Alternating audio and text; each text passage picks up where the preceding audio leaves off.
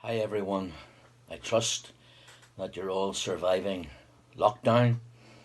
These are indeed strange days in which we're living.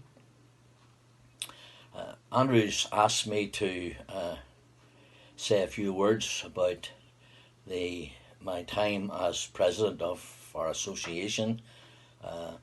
Yesterday, my 2 year stint as president came to an end. I feel a little bit of how I suppose folks did on VE Day, the opportunity for some more freedom. Some of you might wonder what on earth the association is. As Baptists, we have an association of Baptist churches in Ireland. It covers the whole of the island. There are some 117 churches right across the island, each independently governed, but working together for the work of the gospel.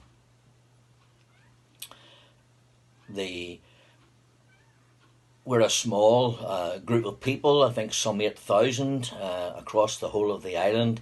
And yet when you think about that and look at what we're able to achieve under God, it really is phenomenal. When you think that we have missionaries in Ireland here, we have missionaries in France and in Spain and in Peru. We have a ladies' department that provides so many resources for the ladies of our association. We have a youth department which again provides material, provides opportunities for children and for young people to engage in the work of the gospel. And of course we have our own Bible college, which is the envy of the evangelical churches across on the mainland. So as a small group, God has been gracious to us, and we've been able to do so much under His help and under His guidance. Looking back over the 2 years, I think some of the highlights have been the fact that this year is our 125th anniversary. It's hard to believe that way back then, when the association was formed, the situation was not dissimilar to what we have now. It was a time of social upheaval in so many different ways. And yet, going around during these past 2 years, I think the thing that has been really exciting to see has been the unity that there is amongst our churches. They're very diverse in many ways, and yet there is that unity when we come together at council to see the unity of purpose and the unity of approach to the way and the importance of reaching out with the gospel has been really exciting. That sadly has not always been the case, but it is tremendous to see how God has blessed us in that way. And also, for me, again, one of the highlights has been the work of the younger pastors. Seems no time from I was one of those, but to see the way in which God has used them in recent years has been so encouraging. Their appetite for the gospel, their appetite for moving the work of the gospel forward has been really exhilarating. It's been tremendous to see. Not only that, but to see the quality of leadership that God has provided us with as an association of churches.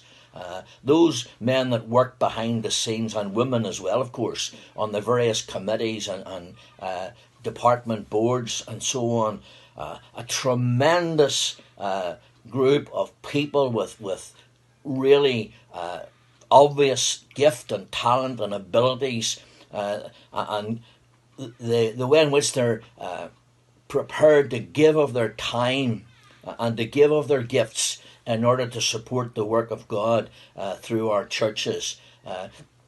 So much of the association, I suppose you could describe it as a bit of an iceberg. So much is below the water, where people are actively engaged in so many activities to enable the churches to do so many different things, and to feed the saints of God, and to spread the gospel in so many different ways.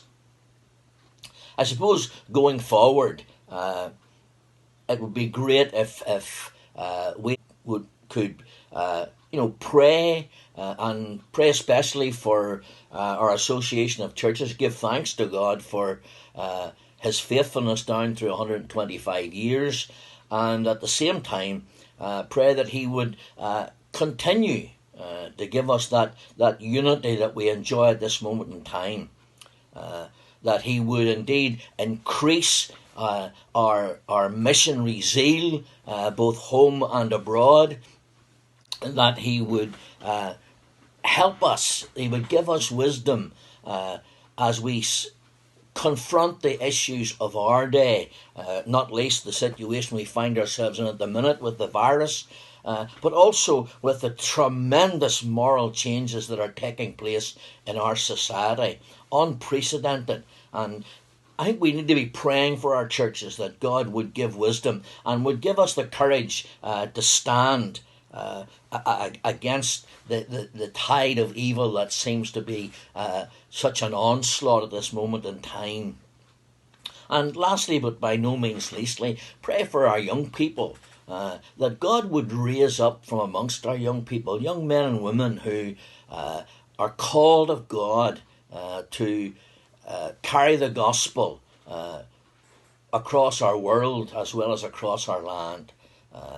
So many of us are, as it were, exiting out the other end, and yet the need is as great as ever, and we need to be praying that God would equip and call our young people to fill the gap, to stand in the gap, as it were, with the message of the gospel, and that God would enable us as an association to help to hone those gifts and see them developed, so that in the days that lie ahead we might continue to see the work of God grow and prosper, and God's name being blessed.